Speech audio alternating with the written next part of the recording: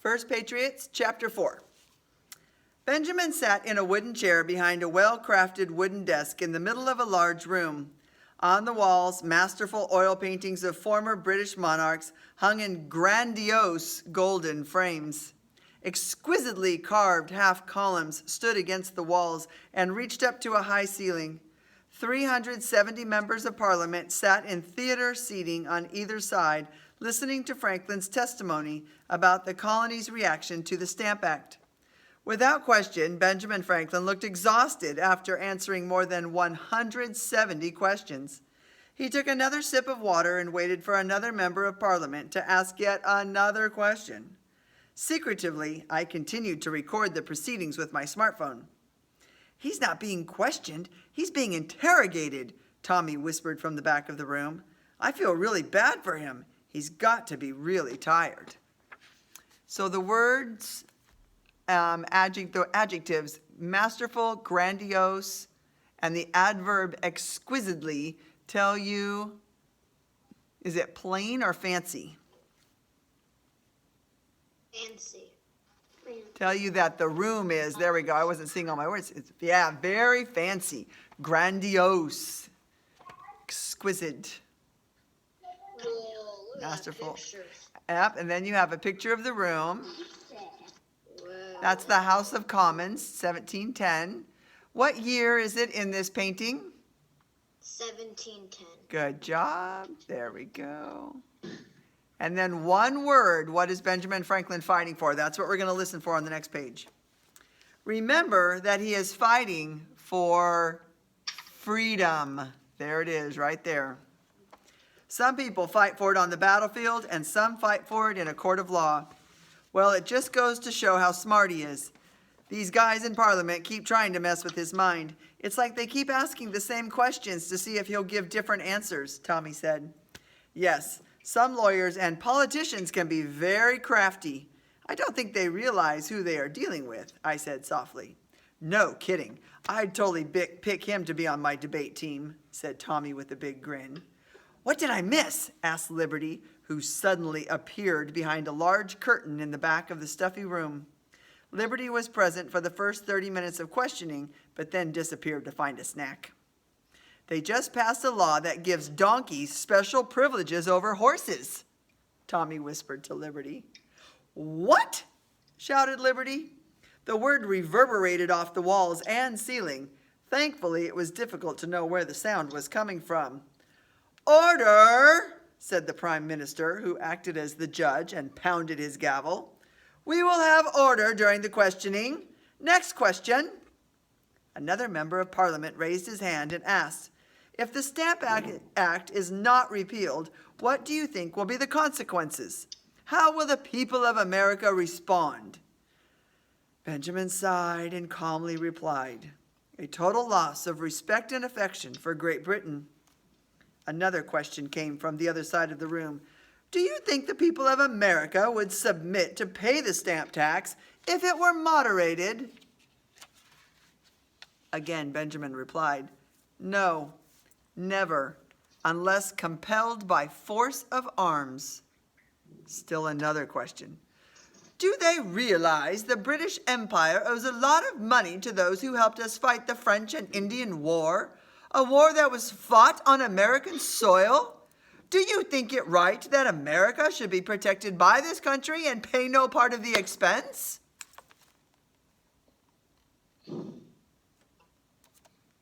Without flinching, Benjamin replied, the colonies raised, clothed, and paid nearly 25,000 men and spent millions during the French and Indian War.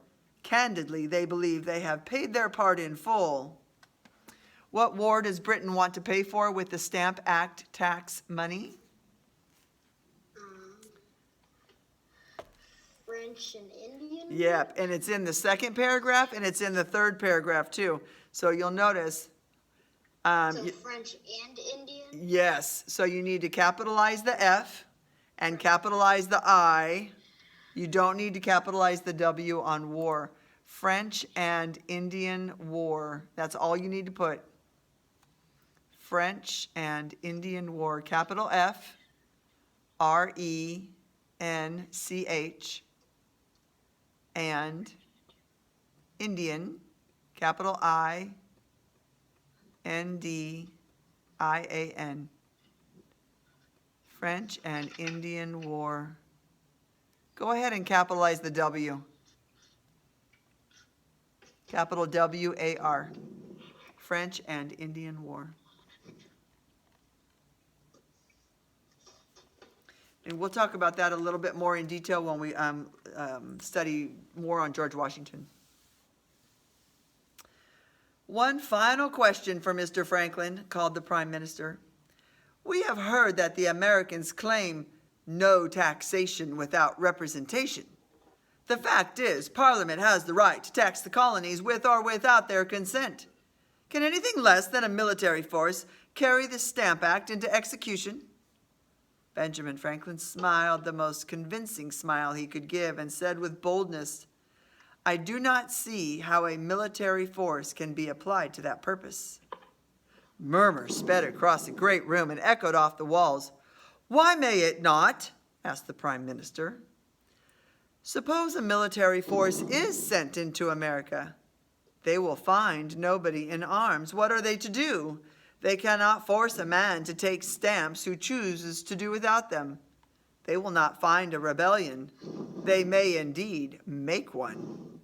Ooh, more murmuring rippled through the large hall, and Benjamin Franklin took a deep breath and exhaled.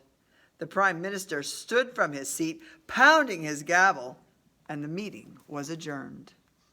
Okay, then we have a picture of Benjamin Franklin making his point. Let's sneak into the courtyard and wait for Mr. Franklin, I said.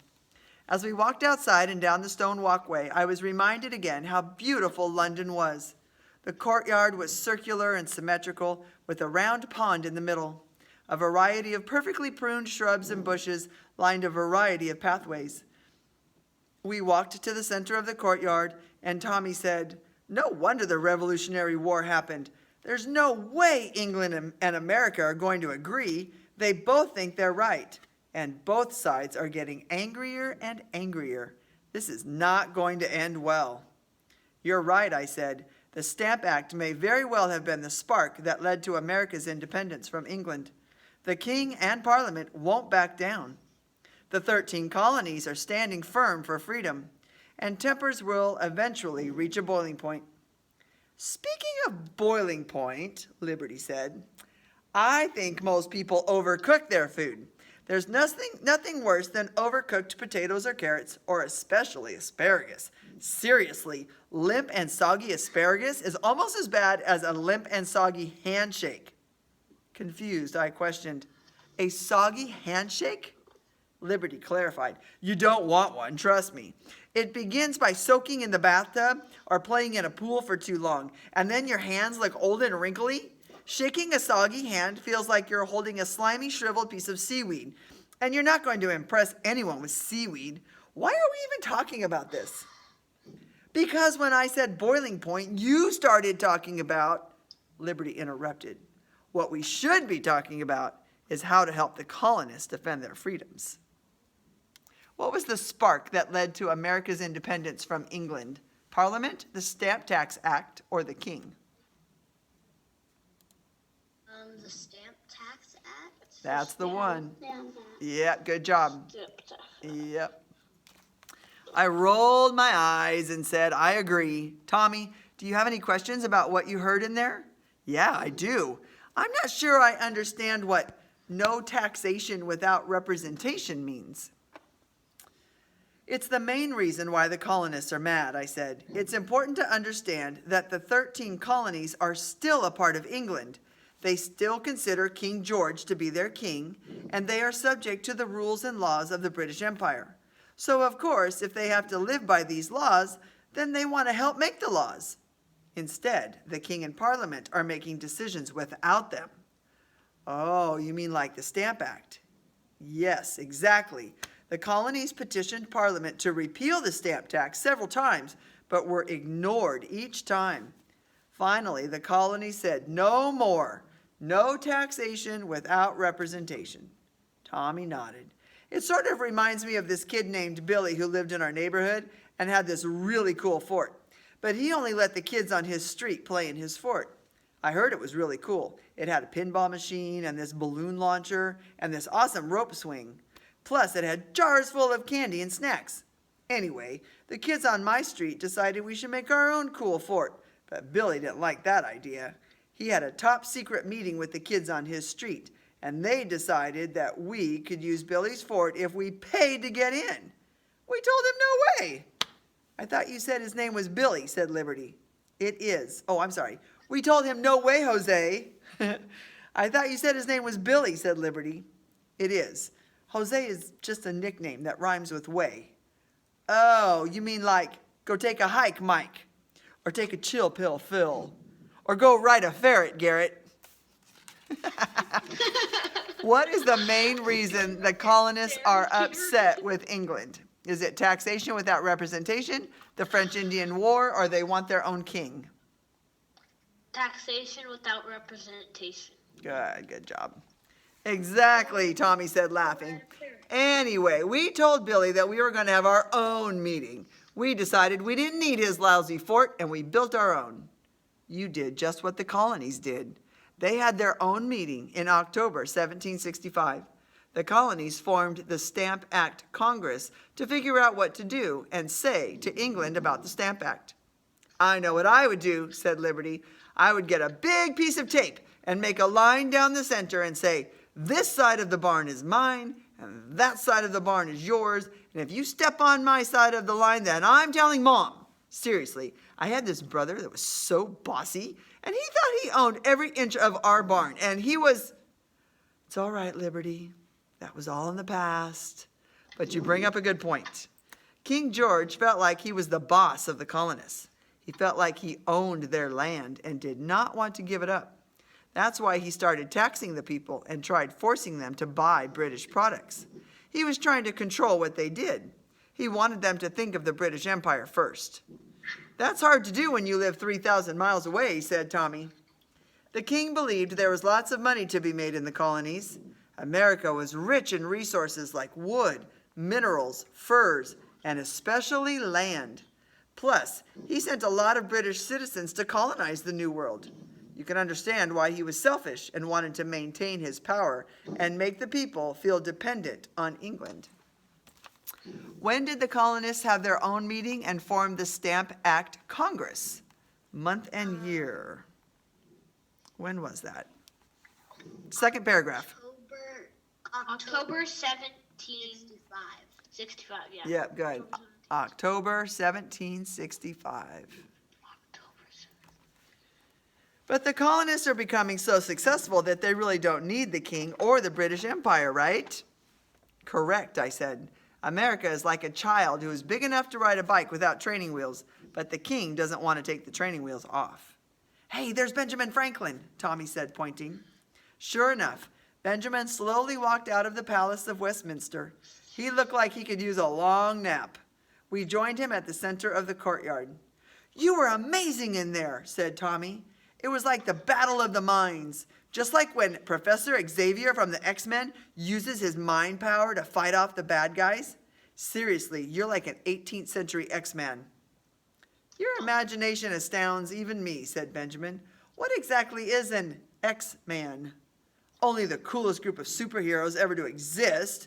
Their whole purpose is to fight for and protect our freedoms. Yep, Benjamin Franklin is definitely an X-Man. I have been called a lot of things, but never an X-Man, Benjamin said, laughing. I believe you persuaded Parliament to repeal the Stamp Act, I said. You must be an optimist, said Benjamin with a wide grin. Only time will tell, but I want to thank you for your support and for the service you rendered me. Thanks, Mr. Franklin, for all your advice. I'll never forget you, Tommy said. Benjamin put both hands on Tommy's shoulders and said, Tommy, you are the future of America. I'm an old man, and today I feel even older. But when I hear your questions and see the light in your eyes, I realize your mind is not much different than mine. So do you think Parliament will repeal the stamp tax? Do you think they'll stop it? Yes. There's no right or wrong, so this is like a prediction. You just put what you think, okay? There's no. Because we've never learned about this. Well, we're going to find out if they repeal it, but I just want you to put your prediction down. Do you think Benjamin Franklin did a good enough job and that the king will and Parliament will repeal the stamp tax? Or do you think that the king doesn't really care what Benjamin Franklin and the colonists think and they won't repeal it? So you just put your prediction. There's no right or wrong. And then we have another picture. Let's see. So Benjamin Franklin presenting the concerns of the American colonists to the Lord's Council, Whitehall Chapel, London. Nice picture.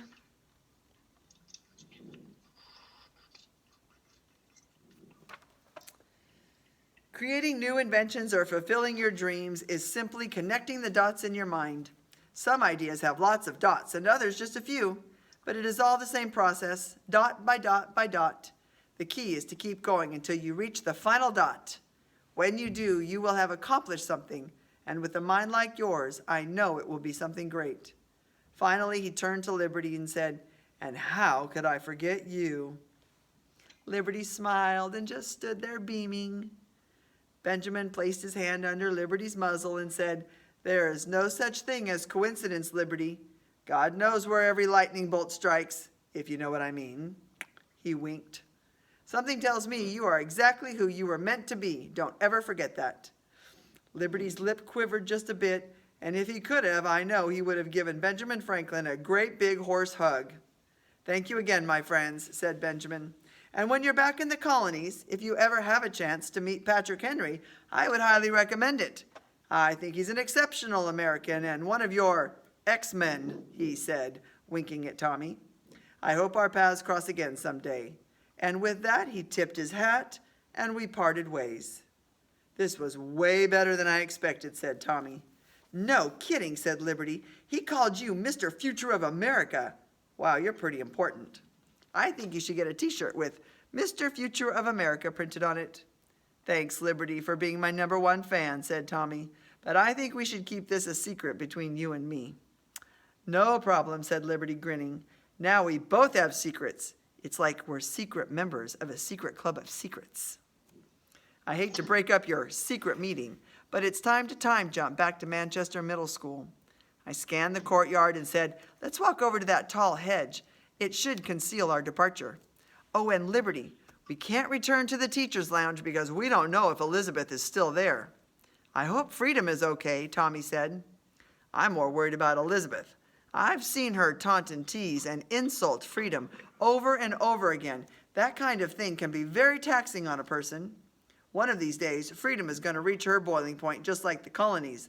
I would not want to be Elizabeth when that happens." "I say we jump back to the classroom. It should still be empty since school just ended," Liberty said.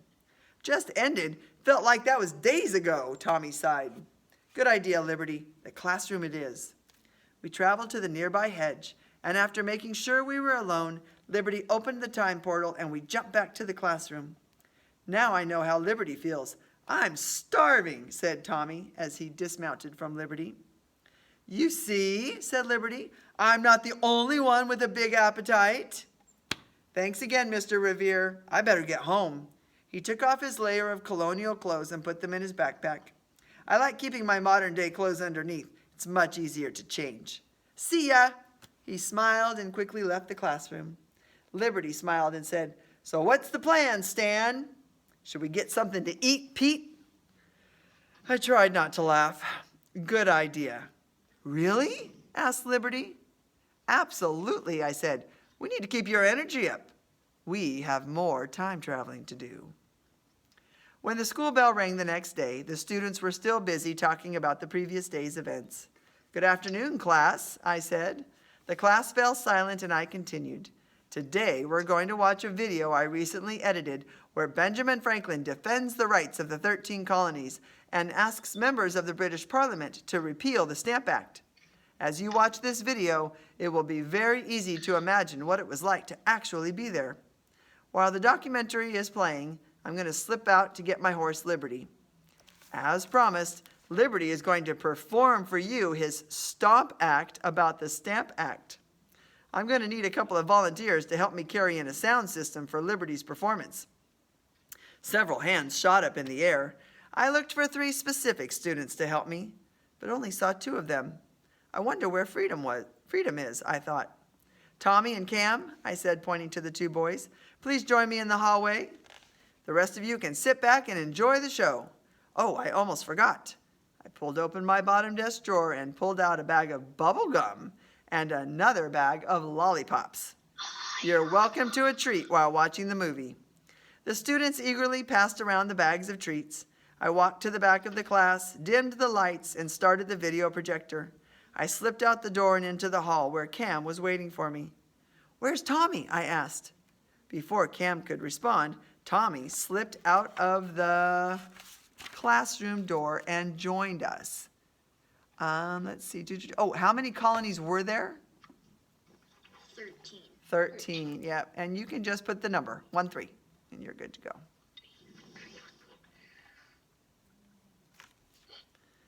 Thanks, Cam said as he caught both pieces in his hands. Is Cam going to jump with us today? Tommy said as he tossed an unwrapped piece of gum in his mouth. I smiled and said, he can if he wants to. Did you say jump? Aren't we just getting the sound system? Cam asked. I'll admit I'm curious to see what your horse does. It looks so real when he moves his lips. It's like he's really talking. I assume the sound system is what you use for the lip sync. Tommy looked Cam right in the eyes, and without a single sign of a smirk, he said, Cam, this is going to be tough to believe, and it might blow your mind, but you've got to trust me on this. Here's the thing. A talking horse is just the tip of the iceberg. Mr. Revere has discovered how to time travel. We stood there in silence as Cam carefully stared at us. Finally, he said, you guys are serious? Tommy nodded and looked at me. It's true, I said. There's really only one way to prove it to you. Would you care to join us outside? Liberty is waiting for us there. Okay, sure. I'll play along, said Cam. And I bet there's a flying pig out there, too. Just don't freak out too much, okay? Said Tommy. Whatever. Let's go find your magical horse. You probably have a leprechaun in your pocket and a genie in your locker. Don't be ridiculous, Tommy said. Leprechauns hate pockets, and a genie is way too powerful to keep captive in a locker. Tommy thought he was being funny as he laughed at his own joke. I was amused that Tommy thought he was funny, but Cam only gave a courtesy smile as he followed us outside to join Liberty. So, where's your horse? Cam asked. Right here, Liberty said as he appeared directly behind Cam. Cam jumped forward like he had just stepped on hot coals. Whoa, man, you got to teach me how to do this prank. His name is Liberty, I said. Liberty, this is Cam, and we've told him about your secret. What secret? Liberty asked. Oh, you mean the time I hid inside Disneyland just before the park closed? I'd always wanted to do that. Of course, it's not hard to hide when you can turn invisible, but I thought it would be a lot more fun after hours when everyone was gone. Not so much. All the rides are closed, and there's nothing to eat, so I just wandered through Adventureland and Frontierland and Fantasyland and Liberty. I was referring to your time travel secret. Oh, that secret. Cam had his mouth open and was staring intently at Liberty. You really shouldn't stare with your mouth open, Liberty said.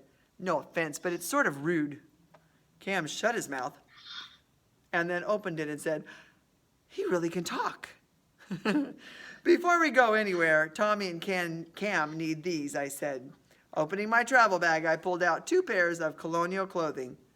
Okay, sure, why not? I'll play along, Cam laughed.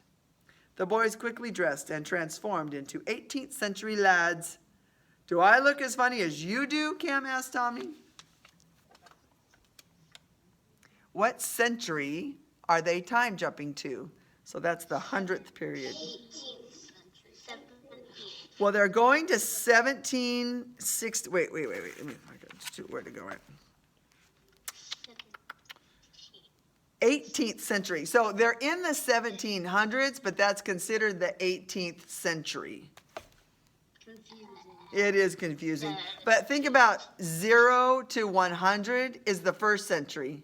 And then 100 to 200 is the second century.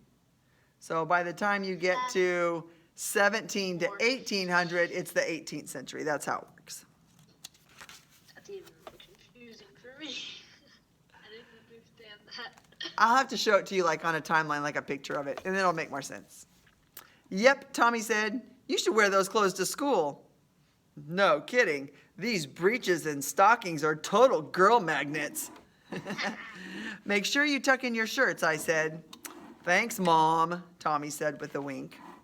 In an effort to hurry us along, I said, Tommy, why don't you climb up onto Liberty's saddle? I was going to have Freedom ride first, but speaking of Freedom, where is she today?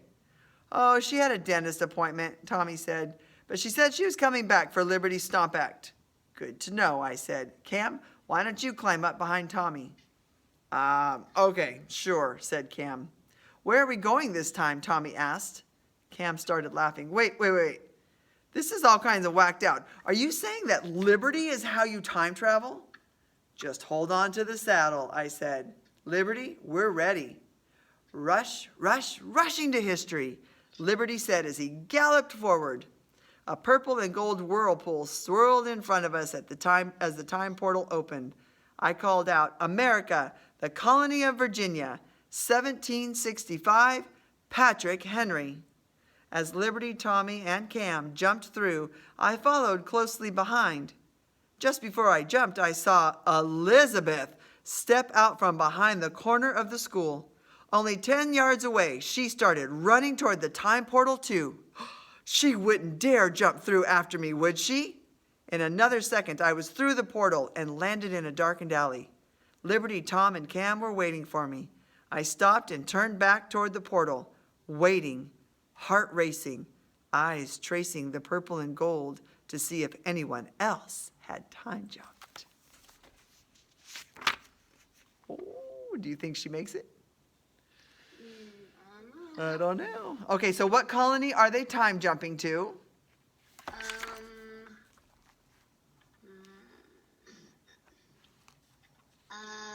Virginia. Virginia, good. So capital V, I-R, G-I-N-I-A.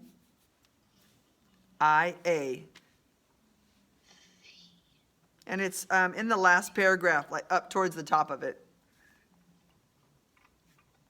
And who are they going to visit? Patrick Henry. Patrick Henry, capital P, capital H. So you can see it, it's in this last paragraph, and it's right in here. You can see it all right there. Right there in that area. You can see how to spell Virginia, and you can see how to spell Patrick Henry. Next chapter, we'll find out if she jumps in. We'll see if she makes it.